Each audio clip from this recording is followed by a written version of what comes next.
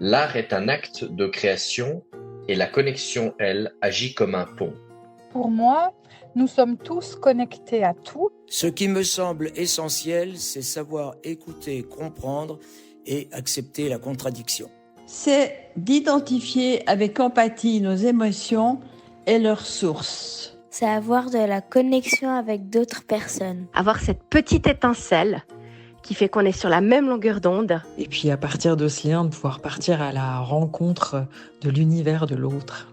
Bonjour et bienvenue dans ce nouvel épisode de l'art de connecter, un podcast dans lequel j'explore les relations sous toutes leurs formes, que ce soit avec soi-même, avec les autres, et je vous donne des outils de mise en ressource pour que vous puissiez améliorer, voire même transformer votre univers relationnel.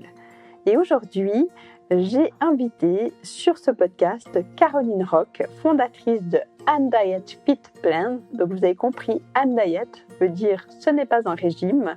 Et avec elle, j'ai pu explorer la complexité de notre relation au corps. J'ai rencontré Caroline il y a un peu plus d'une année lors d'une séance de réseautage et j'ai tout de suite été inspirée par cette femme, notamment par l'énergie qu'elle dégageait, mais aussi son concept. Et ça m'a beaucoup questionnée sur ma relation à moi, à mon corps, et j'ai eu envie de tester son programme. Donc je l'ai fait en mai 2024 et je peux vous dire que je n'ai pas été déçue. Entre l'accompagnement qui était véritablement au top, tout ce que j'ai appris sur moi, sur ma relation à la nourriture, sur mon corps, que j'ai pu appliquer, et ça m'a vraiment permis d'instaurer une nouvelle hygiène de vie. Et ça perdure. C'est-à-dire qu'une année après, je reste toujours très contente de mon corps et je peux véritablement me faire plaisir. Ça m'a aussi permis de découvrir à quel point c'est compliqué parfois les relations avec les autres quand on met en place des ajustements alimentaires. Parce que bien évidemment, ça peut nous amener au restaurant à ne pas demander des frites ou à demander quelques changements, surtout lors du programme, parce que le programme, il faut quand même le suivre. Et là, tout de suite, il m'est arrivé de me retrouver avec des personnes qui, d'une manière presque agressive, m'ont dit « Mais tu fais un régime, t'en as pas besoin ». Et là, ça m'a beaucoup questionnée, parce que non seulement c'était pas un régime, mais c'est un rééquilibrage alimentaire. Et en plus, qu'est-ce que ça crée chez l'autre quand nous-mêmes, on fait une démarche pour être mieux dans son corps, on n'a pas forcément des réactions très positives. Donc je trouvais très intéressant justement du point de vue relationnel, et d'ailleurs on en a parlé avec Caroline, on a mis l'accent durant ce podcast sur justement la relation au corps, la relation avec les autres. Caroline vous donne plein d'astuces pour mieux gérer parfois des fringales, et elle parle bien évidemment de son programme, de qu'est-ce qui l'a amené aujourd'hui à être à la tête de Undiet Fit Plan, de ses défis également. C'est vraiment un épisode d'une grande générosité et j'espère que vous aurez autant de plaisir à l'écouter que j'ai eu à le faire avec elle. Et sans plus attendre, je vous laisse découvrir mon échange avec Caroline Rock. Coucou Caroline. Bonjour Sandrine. Écoute, merci d'être là avec moi aujourd'hui. Merci de m'accueillir. Ouais, on va parler d'un sujet qui est pour moi fondamental, c'est la relation au corps. Allez. T'es prête ? Oui, avec plaisir. Voilà, déjà je vais te demander de te présenter, comme tu as envie de te présenter aujourd'hui. Alors, je suis Caroline Rock, j'ai 40 ans, j'ai eu 40 ans l'année dernière.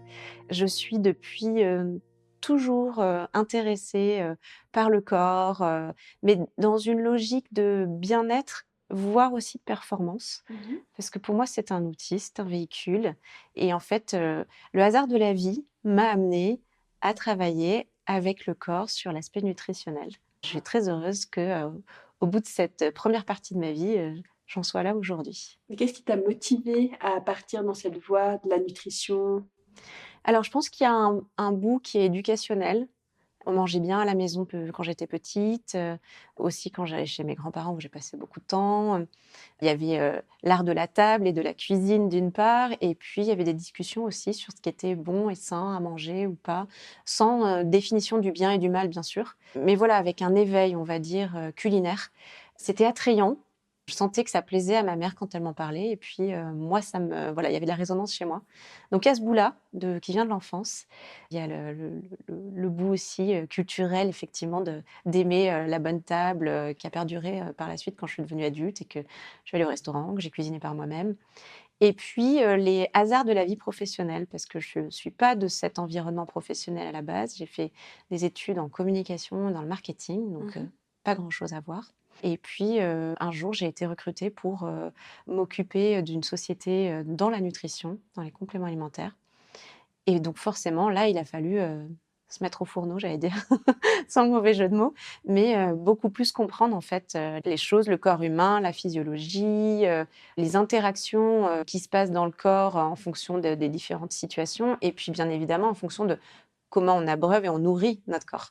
Ça m'a beaucoup intéressée. J'ai fait le pont ensuite de la micronutrition avec les compléments alimentaires jusqu'à la nutrition, puisque les compléments alimentaires, ça complémente, ça ajoute, ça additionne par rapport à notre alimentation. Mais en fin de compte, on a plein de bonnes choses dans notre alimentation. Surtout nous, en Europe, on est entouré de plein de légumes et de poissons, de viande, de fromage pour ceux qui sont omnivores. Mais on a plein de solutions en fait qui nous permettent de préserver notre corps, de lui faire du bien, de l'énergiser et puis de l'améliorer, mais sans le mauvais sens. Enfin, pour le coup, pas avec une notion de performance, mais voilà, de lui faire du bien, tout simplement. Oui, puis c'est un sujet, je dis un vaste sujet, parce que souvent, ça peut être très clivant quand on en discute à table avec d'autres personnes, parce que ça vient générer une forme de culpabilité. Oui, je pense qu'il y a un effet miroir d'une part.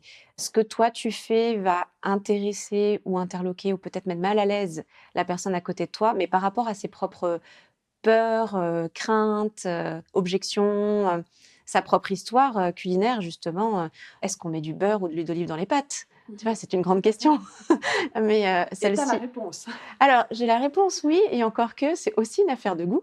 Pour ce point-ci précisément, c'est une affaire de goût, mais voilà, chacun a son bout de vérité, mais cette vérité, elle est aussi ancrée de ses habitudes, de ses connaissances, ou voire de ses croyances. Tu dis, hein, donc cet aspect du corps qui peut être aussi utilitaire, mais comment dans tes accompagnements, tu mets en perspective le fait que le corps nous donne véritablement des messages? Parce que comme tu dis, il n'y a pas de réponse absolue. Est-ce que ça, ce sera bon ou pas bon pour moi? Et souvent, c'est pas le mental qui va y répondre. C'est pas le mental, mais c'est quand même d'une certaine manière le cerveau qui régit beaucoup de choses. Le cerveau, la thyroïde, qui envoie des messages via les hormones qu'il demande au corps de produire. Et les interactions qu'on peut avoir au sein du corps sont émises aussi beaucoup et partent souvent du cerveau. Même quand on se dit qu'on a le libre arbitre de choisir ce qu'on veut manger, c'est pas toujours le cas. C'est en fin de compte dirigé et intimé par le cerveau ou la thyroïde. J'ai perdu ta question, je suis Non, désolée. pas du tout. Non, non, c'était ça la question de dire effectivement qu'on n'est pas tous égaux, c'est pas juste mental, c'est Ouais. bon, c'est pas bon pour moi, parce que le corps va clairement nous donner des indications. On voit dans ton programme, à un moment donné, on se pèse, on regarde comment ça a bougé au niveau de la masse hydrique. On peut avoir mangé tous la même chose, on n'aura pas forcément le même impact, ça n'aura Oui. pas le même impact sur la balance le lendemain. C'est ça, et la même réponse, tout à fait. Oui, parce que le corps humain est globalement fait de la même manière chez chaque individu, en tout cas en termes de système digestif. Il y a un fonctionnement mécanique, ce sont les organes digestifs, et un fonctionnement chimique avec les sucs digestifs qu'on appelle aussi les enzymes digestives. Voilà, une fois que tu as dit ça, chaque corps est différent. Tu ressembles à personne d'autre, et même si tu avais une jumelle et que vous étiez des vraies jumelles, vous n'auriez pas le même fonctionnement digestif, au même titre que vous n'avez pas le même ADN et vous n'avez pas les mêmes empreintes digitales. C'est la même chose. Aussi parce que le microbiote qui tapisse les parois de l'intestin grêle, ce microbiote, il est unique chez chaque individu. Et la façon dont on s'alimente et dont on digère les aliments, même si c'est pareil d'une personne à l'autre, avec l'influence du microbiote et des différentes bactéries que l'on a au sein du microbiote, la réaction de tout le corps va être différente. Puisque le microbiote, il a une interaction avec le système immunitaire, avec le microbiote de la peau, avec plein d'éléments, et aussi, et un point qui est très important, et on en revient au cerveau, avec le cerveau. Pourquoi ? Parce que moi, je prends les choses dans ce sens-là, du microbiote jusqu'au cerveau, on a le nerf vague. Oui, le nerf vague, il démarre du cerveau et du tronc cérébral, mais en fin de compte, le cerveau s'est développé via le nerf vague grâce aux appels d'informations et de connaissances et de capacités du microbiote pour que l'humain puisse se développer. Il y a de ça des millénaires. Mais donc, cette communication quotidienne, elle fait que tu as un circuit qui est extrêmement spécifique et particulier à toi, Sandrine, et qui ne ressemblera à personne d'autre. Et donc, en fonction de ce que tu manges, de comment ton microbiote est constitué, et donc des interactions après que tu vas avoir de ton microbiote jusqu'au cerveau, via le nerf vague, en passant par tout plein d'organes digestifs, bien sûr, eh bien, ça fait que ton corps métabolise d'une façon complètement différente des autres individus. Et donc ensuite, tu peux avoir des envies différentes, des fringales différentes. Et une parenthèse, c'est quand les femmes sont enceintes, on parle des envies des femmes enceintes. C'est qu'à ce moment-là de notre vie, le corps reprend un peu plus ses droits et la partie un peu plus instinctive, pour pas dire animale, dans le corps humain reprend le dessus pour nous intimer de manger des choses qui sont bonnes pour le fœtus et pour la femme enceinte. Et ça vient aussi de ce magnifique circuit en fait que tu as entre alimentation, microbiote, nerf vague et cerveau, qui est très spécifique à chacun. Donc savoir s'écouter, c'est important, mais c'est pas toujours facile de le faire. Non, c'est clair. Et puis, qui dit nerf vague dit aussi insécurité. Et quelque part, la nourriture, on a cette impression, et qui est peut-être juste une impression première, que ça nous met en sécurité. Et beaucoup de gens, finalement, quand ils sont pas bien, ils mangent. Oui, il y a une alimentation de confort émotionnel qui se met en place. Il y a des mécanismes qui sont clairement étudiés et qui sont fascinants et qui agissent ou qui se développent à des niveaux plus ou moins forts en fonction des personnes. Oui. Et en effet, tu as raison, j'ai parlé plutôt de l'aspect mécanique, on va dire, du lien entre digestion et cerveau via le nerf vague, mais il y a toute cette partie émotionnelle. Et en fait, ton alimentation, ta digestion, ton assimilation en fait des nutriments à travers les bactéries dans le microbiote va avoir un impact et une influence aussi sur tes émotions. Et donc ensuite sur le cerveau, comment tu réagis et comment tu acceptes certaines choses, ou les commandes du cerveau de je suis frustrée, donc là j'ai envie de manger de la glace, ou alors je veux me faire un burger avec des frites et puis plein de mayo, ça dépendra de chacun, et des besoins à ce moment-là que le cerveau en fait nous intime, loin de notre libre arbitre en fin de compte. Ouais. Mais comment on fait alors pour arriver à retrouver ce libre arbitre? Les clés, et c'est là où on revient au sujet un peu clivant de chacun a une avis sur l'alimentation de l'autre, mais c'est de plus en plus confirmé, d'autant plus par une discipline qui est assez moderne, qui s'appelle la psychonutrition. Tu as donc compris que ça allie la psychologie à la nutrition, et notamment le premier élément qui est malheureusement incriminé, c'est le sucre. Le sucre qui fait partie de la famille des glucides qui sont une source d'énergie vitale pour le corps dont on a besoin pour faire fonctionner nos organes, nos cellules, voilà, agir, vivre, se parler comme on est en train de faire là maintenant. Mais notre alimentation moderne, avec des produits transformés, sans aller sur des produits ultra transformés, mais des pâtes sèches, c'est un produit transformé, ça contient du glucide, et quand on en mange à 3 repas par jour, voire 4 repas par jour, 7 jours par semaine, on est sur une consommation de glucides qui est bien plus importante que les besoins physiologiques du corps. Et en faisant ça, on noie justement, ou en tout cas certaines personnes qui ont une sensibilité très forte aux glucides et au sucre, vont peut-être noyer leurs besoins réels à travers des envies qu'elles pensent être légitimes d'alimentation et qui sont en fin de compte des commandes du cerveau parce que il est intéressé par ce sucre qui va activer la dopamine, qui est l'hormone du plaisir. Et on a de plus en plus envie de plaisir parce qu'on a de plus en plus de frustration dans la vie à côté parce que ça va sans l'heure et que du coup l'alimentation est une source de plaisir et donc se réfugier dans quelque chose qui est sucré ou qui contient du glucide sans forcément avoir le goût sucré dans la bouche, ça alimente en fait la dopamine et ça nous permet justement de calmer un petit peu la tempête intellectuelle à travers l'alimentation. Donc on revient sur une forme aussi de dépendance finalement, plutôt que de dire on peut mettre en place d'autres mécanismes, ne serait-ce que faire un exercice de yoga ou juste passer cette envie de sucre, eh bien il y a un peu la voie de facilité, j'ouvre mon placard, je suis bien placée pour savoir de quoi je parle, hein, pour aller manger des biscuits ou prendre un truc qui, sur le moment, ça va me faire du bien, et puis c'est pas forcément adapté à mes besoins corporels. Oui, sur le moment, ça te fait du bien parce que ça répond à une émotion, souvent, plus qu'une faim réelle. Parce que si tu as faim, le petit conseil que je peux te donner, c'est d'abord tu bois un verre d'eau. Et puis, à la fin de ton verre d'eau, tu te poses la question de savoir si tu as toujours faim ou pas. Parce que souvent, la sensation de faim, c'est de la soif déguisée. Donc ça, c'est un premier petit conseil. Et puis, oui, souvent, en fait, cette envie de picorer, ces petites fringales pour aller ouvrir le frigo ou les placards et manger des biscuits, tu réponds à une émotion plus qu'à un besoin physiologique de manger à ce moment-là. Et oui, le yoga, c'est une bonne chose. Faire de la cohérence cardiaque aussi, c'est hyper bien pour justement limiter les fringales. Boire de l'eau, je viens de te le dire. Et puis se poser la question. Avant de se jeter sur les placards et le frigo, c'est vraiment essayer d'avoir plus d'honnêteté envers soi-même en se disant OK, il est 16 heures. Là, j'ai envie de manger quelque chose. J'ai envie de mon biscuit chocolaté, mais j'en ai envie ou j'en ai besoin.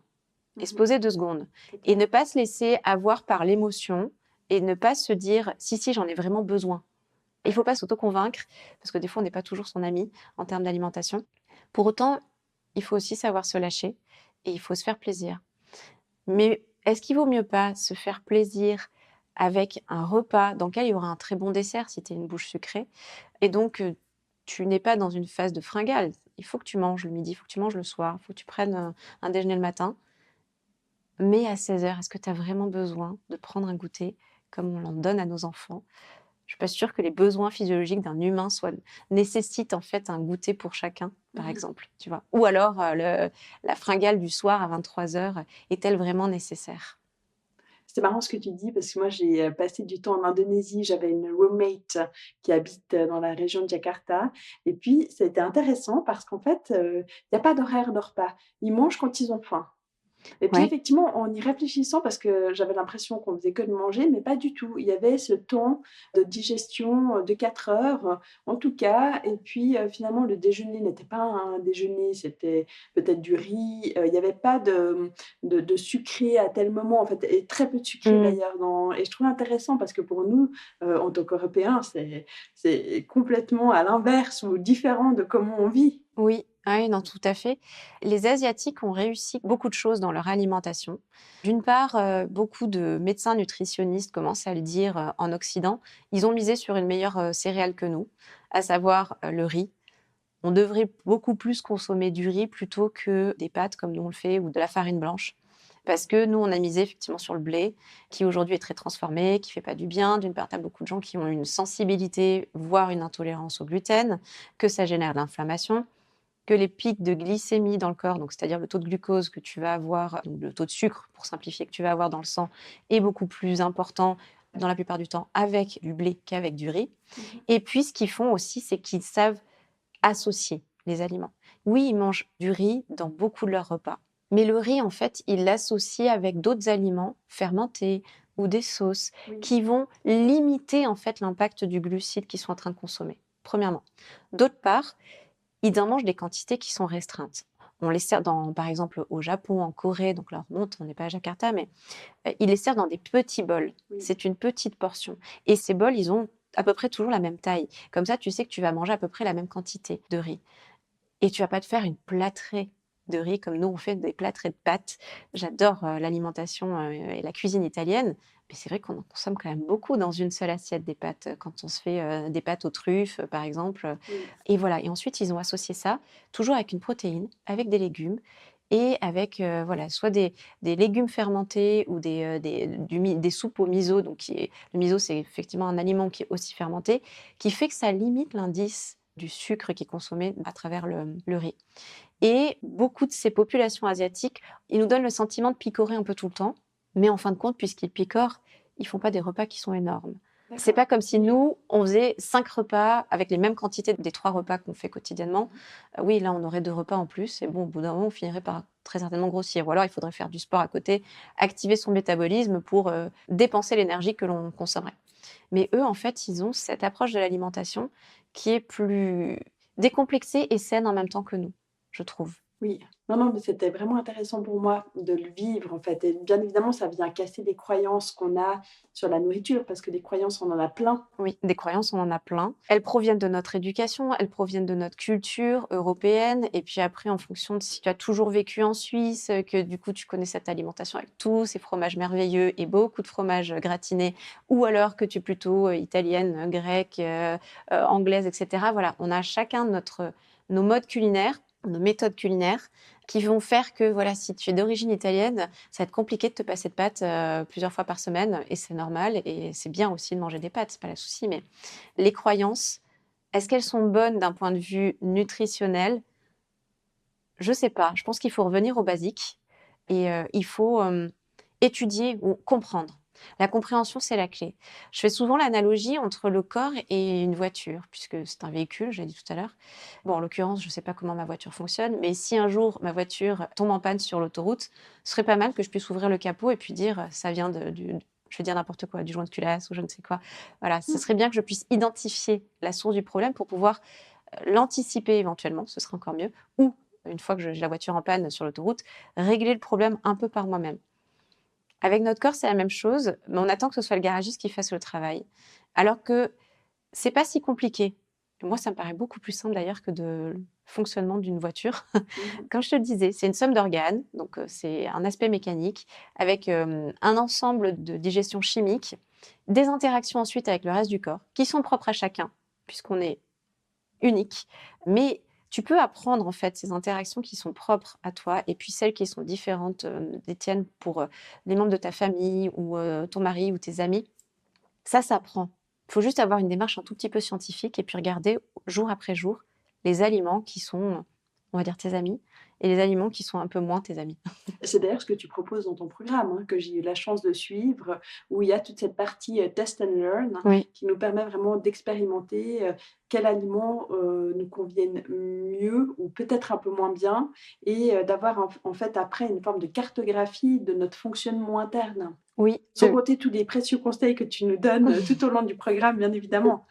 Merci. Oui, j'aime bien que les gens comprennent comment le corps fonctionne, parce qu'une fois qu'on comprend, on maîtrise et on arrête de contrôler. Et pour moi, la différence entre maîtrise et contrôle, elle est essentielle, parce que du coup, tu t'apaises quand tu maîtrises, alors que quand tu contrôles, tu es tendu.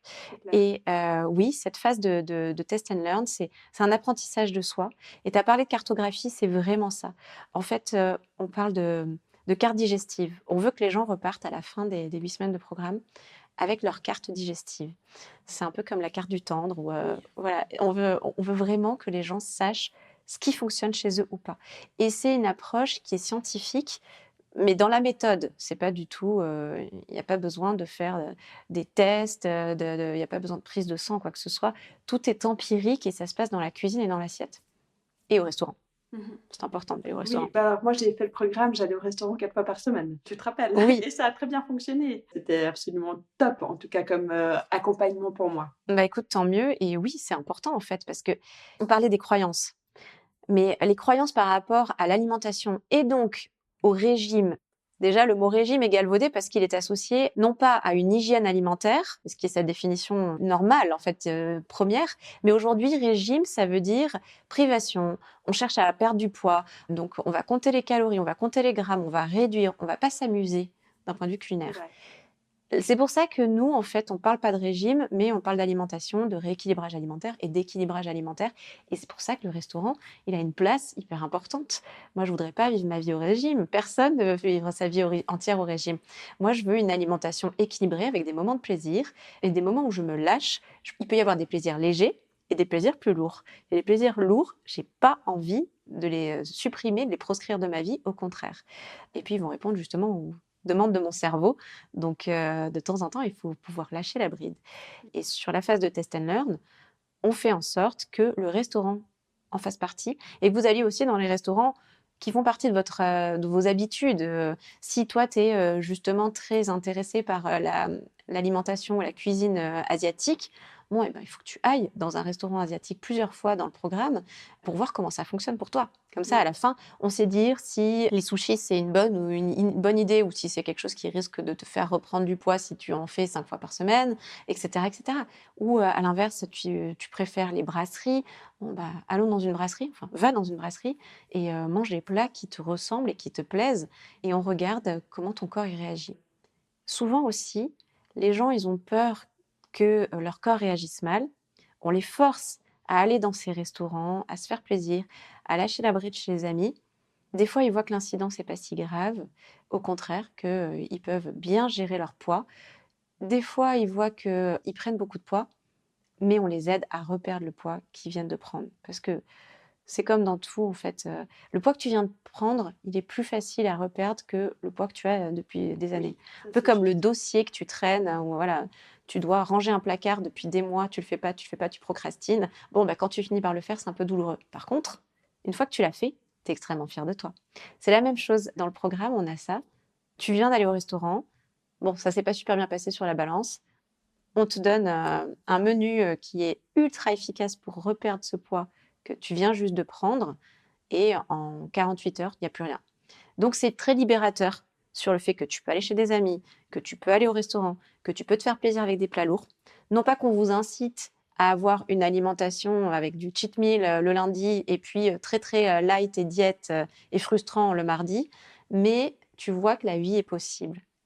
C'est très beau ce que tu dis. Puis effectivement, ce que moi j'ai retenu aussi de ce programme, c'est qu'il y a ces mécanismes, on va dire de «rattrapage» entre guillemets, qui font que, bah, ça te rassure aussi. Parce que quand tu dis effectivement tu te lâches, mais tu es pas tellement OK avec ça, je pense que les conséquences aussi sur la prise de poids, elles auront un impact. Si tu es dans le stress, parce que tu dis: «Ouais, bah, en fait j'ai» et puis tu prends pas ce plaisir du moment, en fait, de dire: «OK, je me lâche et je me fais plaisir». Exactement. Si tu culpabilises juste en regardant l'assiette en te disant: «Ouh là là, ça va pas, il y a tel et tels aliments dans l'assiette, il y a du beurre, il y a des frites, il y a je ne sais pas quoi. On va prendre un tartare, tu as du beurre, des frites, de la viande, grasse, bon, oui, il y a tout ça. Mais si tu le regardes comme ça et qu'ensuite tu le manges, en culpabilisant, d'une part, oui, c'est pas un repas extrêmement léger et beaucoup de corps, l'assimilent pas très bien. Et d'autre part, le stress que tu te génères toute seule, que tu produis par ta simple volonté de culpabiliser, ça va avoir un impact encore plus négatif sur la façon dont tu vas métaboliser ce plat. Alors que si tu le regardes avec appétit, tu salives, tu dis: «Ah, c'est génial, je vais me faire plaisir, ça fait un moment que j'ai pas mangé un tartare et ces frites, elles ont l'air délicieuses et ce toast avec ce beurre, ça va être super», bah déjà l'incidence va être moindre. Parce que quand tu culpabilises, tu produis une hormone qui s'appelle le cortisol, qui est une hormone du stress, de l'anxiété, etc. Et cette hormone, elle réagit dans notre corps avec un mécanisme ancestral qui était très très bien il y a des millénaires quand on stressait parce qu'en fait on risquait de mourir dans l'instant d'après et que potentiellement on n'allait pas manger pendant 10 jours. Il fallait faire des réserves d'une manière ou d'une autre. Donc le corps trouvait le moyen de faire des réserves. Donc il stocke du gras avec le cortisol, il dessèche un peu, ça déshydrate, et puis aussi ça vient grignoter les muscles. Donc quand toi, aujourd'hui, dans notre ère moderne, tu stresses ou tu culpabilises avec ton assiette de tartare, tu manges ce plat qui est assez gras, mais délicieux, et par-dessus, ton corps, il se dit: «Bah super, elle est stressée, c'est parfait. Comme ça, on va prendre tout le gras de la viande, on va prendre tout le gras des frites et du beurre, etc. On va le stocker et on va en faire des stocks encore plus importants que si elle n'avait pas stressé. Et on va avoir ça pendant plusieurs jours devant nous parce qu'on ne sait jamais, peut-être qu'on ne va pas manger pendant 10 jours».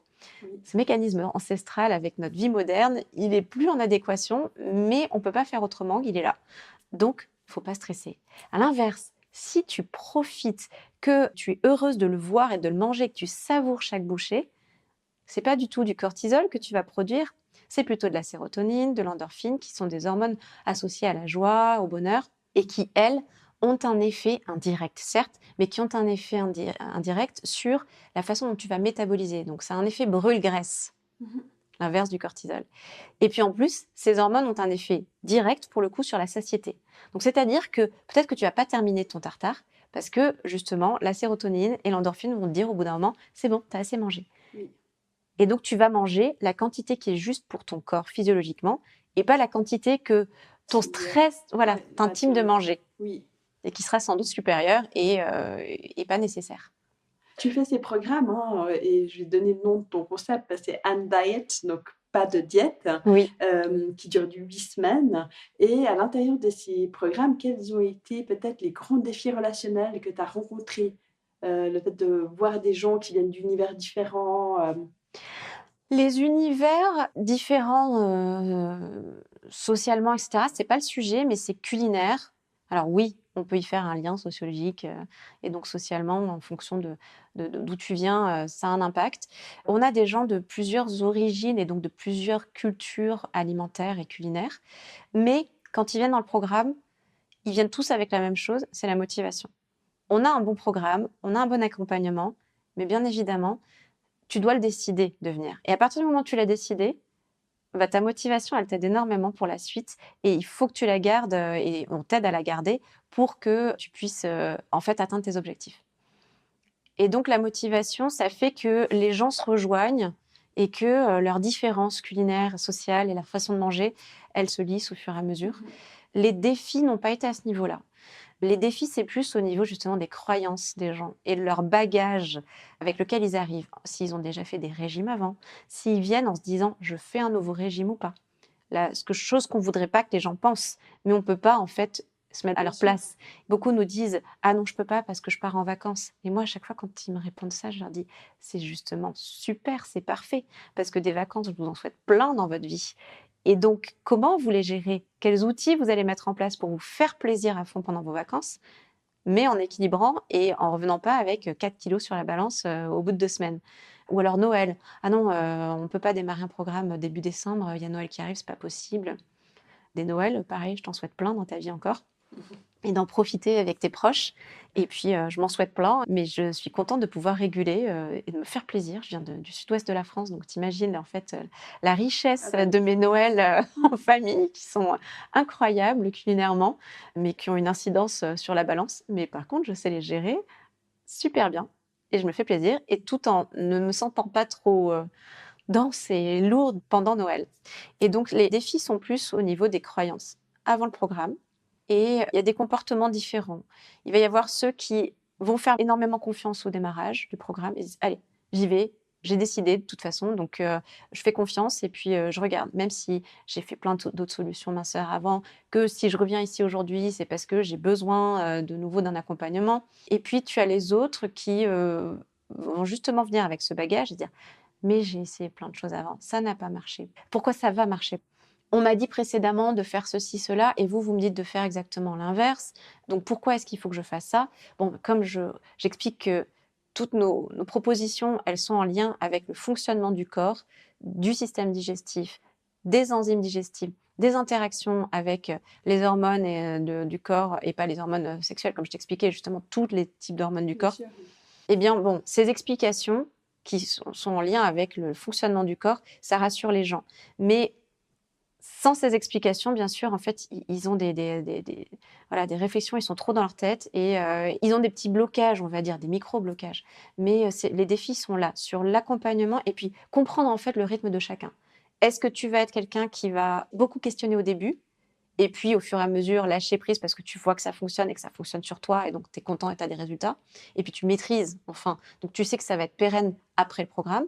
Ou alors, est-ce que tu es plutôt quelqu'un qui va faire confiance d'office et puis qui à un moment donné va avoir, comme dans toute solution ou tout projet, en fait, tu as une phase d'envie et puis au bout d'un moment, ça peut aller un peu moins vite par rapport à ta motivation initiale et donc tu peux te questionner à ce moment-là. Donc en fait, il y a des gens qui sont sur 2 temporalités et c'est plutôt comprendre voilà, la nature de la temporalité de chacun, puisque les personnes qui viennent dans le programme, je ne les connais pas au démarrage. Donc, il faut qu'on apprenne à se connaître et qu'on apprenne à les comprendre.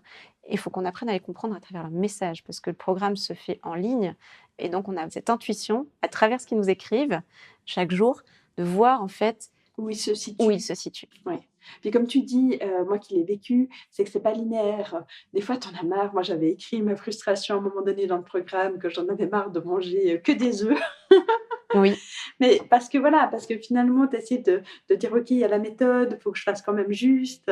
Et puis à un moment donné, le poids, il descend. Alors moi, à la base, c'était pas forcément vraiment pour perdre du poids. C'était pas l'objectif de base, c'était pour réapprendre à manger parce que j'avais des plaques sur le corps.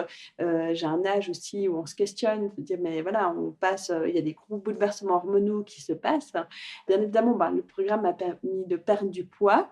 Et puis, j'ai aussi vécu ce que tu disais, ces kilos de ma grossesse que je traînais depuis 10 ans, mon fils a 11 ans, qui, c'était là où à un moment donné, en fait, c'est cool, le début, ça descend bien, puis après, ça se tend un petit peu. C'est comme c'est pas un chemin linéaire. Oui, c'est jamais linéaire.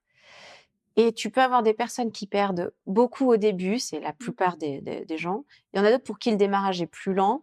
Et puis après, on ne comprend pas pourquoi, ça s'accélère. Mais c'est aussi des déblocages qui se passent dans le cerveau qui font que ça s'accélère. Toi, tu as plutôt été dans le cas de figure traditionnel où ça descend vite et bien au début, parce que tu changes quelques éléments, mais pas grand-chose en soi, parce qu'on veut que ça s'adapte à ton mode de vie et pas que tu t'adaptes à la méthode. Donc, au fur et à mesure, on essaie de revenir à ce qu'il y a dans ton placard et dans tes placards et dans ton frigo. Mais tu peux avoir, oui, au bout d'un moment, c'est moins facile de perdre parce que tu vas gratter dans les vieux kilos. Et les vieux kilos, ils sont un peu calcinés. Mais on peut les faire partir. Et j'aime beaucoup ce que tu dis et ton approche. On a beaucoup de clients qui viennent avec cette même approche. Je ne suis pas venue dans une logique de perte de poids, mais de bien-être de mon corps. Et en fait, c'est ce que je souhaite pour tout le monde. Parce que oui, la perte de poids, c'est souvent l'élément qui déclenche le fait que les gens viennent nous voir. parce qu'on a des super résultats là-dessus. Mais les bénéfices sur la qualité de vie, sur l'énergie pour beaucoup, sur le sommeil pour d'autres, sur aussi des capacités cognitives. Il y en a plusieurs qui nous disent qu'ils ont une meilleure mémoire, qu'ils sont un peu plus clairvoyants, un peu plus rapides dans leur prise de décision, etc. Tous ces bénéfices, ils n'ont pas de prix parce que c'est pour les années à venir, en fait, que tu les embarques avec toi. Voilà, tu me parles de problèmes cutanés de ton côté qui ont été un peu accompagnés grâce à la méthode, donc tant mieux. Il y a des effets qui sont différents chez tout le monde, mais il y a des effets de bien-être. Et en fait, c'est bien de comprendre que la façon dont on mange, ça a une incidence directe, mais qui se verra des mois, voire des années plus tard, sur notre corps et sur notre santé. C'est vraiment la qualité du carburant que l'on donne dans notre corps. Et comment, en fait, on associe les différents aliments, ça a un impact justement sur la vitalité de notre corps pour les années à venir. Et je souhaite à tout le monde, en fait, de prendre conscience que bien nourrir son corps, c'est le premier élément pour avoir un corps en bonne santé. Hippocrate le disait, et je fais souvent référence à cet adage, c'est que ton alimentation ou que ton aliment soit ta première médecine. C'est basique comme bonjour, mais c'est essentiel. C'est essentiel. En disant ça, il ne faut pas culpabiliser les gens sur le fait que, juste reprenant le tartare, il ne faut pas en manger. Non, oui, les frites, c'est pas la meilleure idée du monde pour la santé du corps parce que c'est du gras saturé, c'est pas, Et puis en soi, on c'est pas le top. sait. Hein. Et on le sait, voilà. On n'apprend rien. On n'apprend rien. Et justement, il faut réguler ou équilibrer, on va dire, le plaisir gras, mais le plaisir du mauvais gras, on va dire, mais qui fait du bien sur le moment. Et puis le plaisir et l'alimentation plus saine qui va nous permettre d'aller plus loin en bout de course. Oui. Et d'aller plus loin, mieux, surtout. Ouais, c'est très juste. Tu as donné une astuce, hein, l'astuce du verre d'eau. Est-ce que tu aurais peut-être une autre astuce à partager avec les personnes qui nous écoutent? J'en ai plein, donc... Alors, choisissons, on va en donner 2. Et puis pour le reste, ils viendront suivre le programme. Excellente idée. Voilà, l'astuce du verre d'eau, elle est importante. C'est la toute première. La deuxième astuce, c'est... Et je sais que c'est contre-intuitif, mais attention aux fruits aux fins de repas.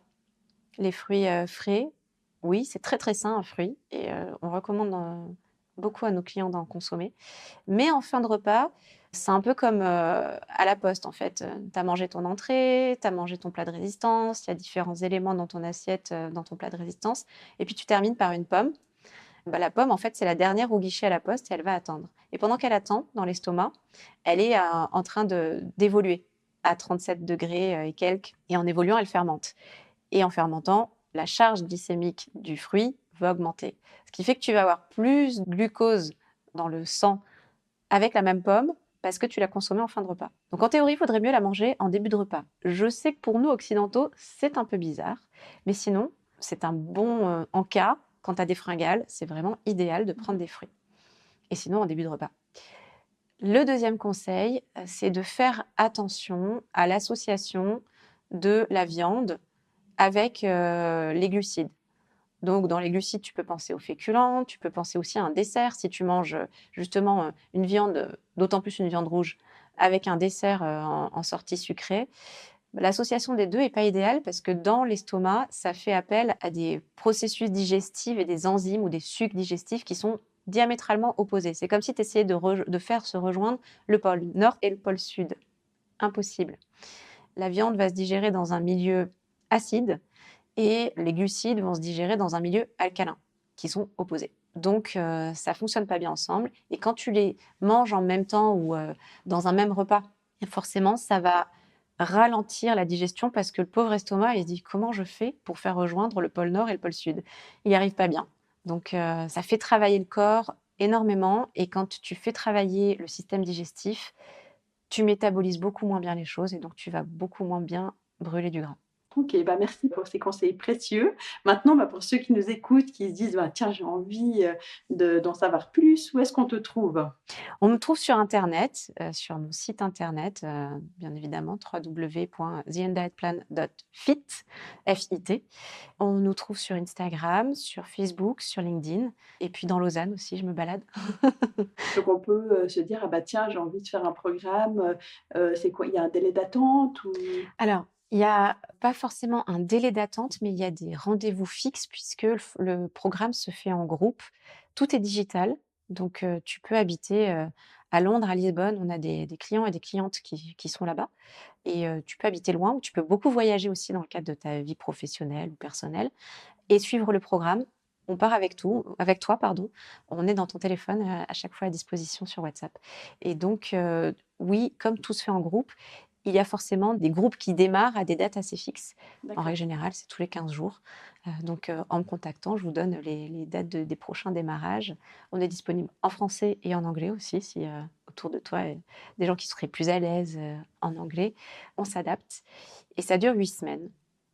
Et le collectif, pour ceux qui sont timides ou qui préfèrent faire des aventures individuelles, comme c'est plutôt mon cas aussi personnellement, le hasard a fait que au début, avant même que ça devienne une entreprise, Young Diet Plan, j'ai eu l'occasion de coacher quelques groupes d'amis, des femmes, et j'ai vu que les résultats étaient encore plus intéressants qu'en individuel. Alors au début, j'ai pensé que c'était parce qu'elles étaient amies, mais j'ai voulu challenger cette idée. Et j'en ai parlé à un des médecins avec qui je travaille sur le programme et qui a validé la méthode et qui m'a dit bien sûr, c'est évident, puisqu'il y a beaucoup d'études psychologiques qui montrent qu'on est beaucoup plus engagé envers soi-même quand on partage cet objectif individuel avec d'autres que quand on le fait tout seul. Et donc, j'ai réuni des gens qui ne se connaissaient pas dans un premier groupe et j'ai vu que les résultats étaient intéressants. Puis j'ai retesté à l'inverse en individuel. Les résultats étaient là, mais un peu moins pertinents. Parce que tu apprends des autres. Les autres vont poser des questions que toi-même auxquelles tu n'aurais pas forcément pensé. Ils vont faire des petites erreurs qui vont te permettre d'éviter de faire ces erreurs. Donc ta courbe d'apprentissage et de progrès, elle est plus rapide, donc plus motivante. Il y a beaucoup de partage, beaucoup de motivation, de soutien. Il n'y a pas de concurrence, c'est beau en fait. C'est des gens qui partagent le même objectif personnel. Chacun vient avec son background, avec son bagage potentiellement un peu délicat ou justement son immense motivation. Et donc en fait, les gens se soutiennent énormément et ils s'apportent tous, parce qu'on est tous différents et on se complète. Et c'est très beau. Oui, enfin, tu parles à une convaincue, hein. Moi, je reste convaincue qu'on grandit mieux à plusieurs, hein. Bien évidemment, on peut gérer des fois des tensions, on n'est pas d'accord, mais ça fait partie du groupe et de cette énergie qui se construit, dont, comme tu dis, beaucoup de respect, beaucoup de solidarité, de partage, ce qui fait qu'on intègre aussi mieux. Oui, exactement. Et c'est un véritable soutien, et puis c'est un rendez-vous quotidien. Depuis tout le temps où je fais The End Diet Plan, j'ai jamais eu un seul problème d'une personne malveillante, je veux dire, qui pourrit l'ambiance du groupe ou qui tire les gens vers le bas. Au contraire, en fait, c'est vraiment, à chaque fois, c'est beau et c'est très différent parce que forcément, les individus qui composent chacun des groupes sont différents, mais ça aboutit plus ou moins à quelque chose de similaire à chaque fois, c'est-à-dire le bien-être de chacun et puis la satisfaction. Ils en sortent heureux et puis beaucoup, ils continuent à se contacter, à se donner des nouvelles, à se parler de leurs succès, de leurs déboires éventuels. Et c'est chouette de voir en fait qu'on participe à créer des relations et des connexions en fait entre des gens qui se seraient jamais rencontrés autrement. Et toi, donc Caroline, qu'est-ce qui te fait du bien? Moi, ça me fait du bien de voir les gens avancer dans leur objectif et d'y prendre beaucoup de plaisir et de satisfaction. Du plaisir dans leur alimentation et puis du plaisir dans l'atteinte de leur objectif, quel qu'était leur objectif à la base, si c'était de la perte de poids, de la santé, mieux comprendre le corps. À chaque fois, ils sortent contents. On a un taux de satisfaction qui est incroyable en fait, qui est de 98%. C'est excellent. C'est génial. Merci. Ouais, non, c'est exceptionnel et je suis tellement pleine de gratitude en fait envers tous ces gens qui m'ont fait confiance et ça me stimule et ça me booste à continuer parce que si ça fait du bien et que ça a aidé autant de gens jusqu'ici, j'ai envie que ça en aide encore plus en fait et que les gens comprennent comment ça fonctionne, la nutrition, le corps. C'est pas si compliqué que ça. Oui, il y a beaucoup de termes, si c'est pas ton domaine, qui sont un peu complexes, mais j'adore justement vulgariser tous ces complexes qui paraissent un peu compliqués avec une touche d'humour, en tout cas autant que possible, et avec des analogies ou des métaphores de la vie concrète qui du coup simplifient les choses. Non pas que j'essaie de parler aux gens comme à des enfants, mais des fois on comprend bien. Mais c'est clair, tellement. En tout cas, un grand merci pour tous nos échanges, tout ce que tu as partagé aujourd'hui. S'il y avait une personne que tu souhaiterais entendre sur mes ondes, ce serait qui? Merci à toi déjà de cet entretien et puis de notre histoire et puis d'avoir participé avec autant de joie au programme. Une personne que j'aimerais beaucoup écouter sur ton podcast, surtout avec tes questions intime, pertinente et précise, c'est Anne-Sophie Pic. Ah oui, effectivement, c'est une bonne idée. Elle fait partie de la liste des personnes que j'aimerais bien avoir sur ce podcast. Ah super. Je la connais pas, mais si je peux aider d'une manière ou d'une autre, c'est avec plaisir. Mais j'ai hâte d'écouter cette interview que tu feras un jour avec elle. Ah, mais moi qui adore la cuisine, c'est vraiment une des personnes que j'ai envie de pouvoir interviewer. Ok, alors j'ai hâte de l'écouter. Super, merci et à très vite. Merci à toi, à très bientôt. Je vous remercie d'avoir pris le temps d'être resté jusqu'au bout de cet épisode.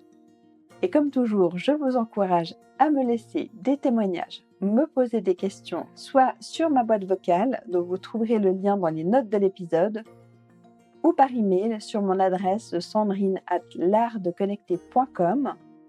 Et bien évidemment, je serais ravie, si mon concept vous plaît, que vous puissiez me soutenir en parlant autour de vous de l'art de connecter, en me mettant des avis et des petites étoiles, ça fait toujours plaisir. N'hésitez pas non plus à partager ce qui vous a plu sur les réseaux sociaux pour permettre à un maximum de personnes de découvrir l'art de connecter.